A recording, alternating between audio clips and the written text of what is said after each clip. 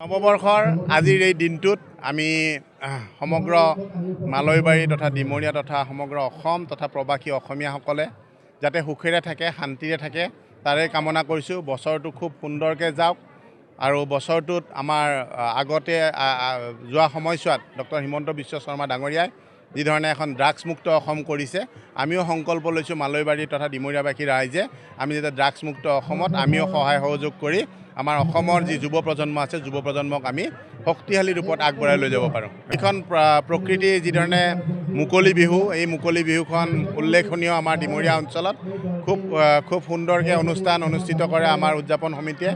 আমি আজি ৪৯তম যি বিহু অনুষ্ঠিত হৈছে, এয়া শতবৰ্ষ গঢ়কক তাৰেই কামনা কৰিছোঁ।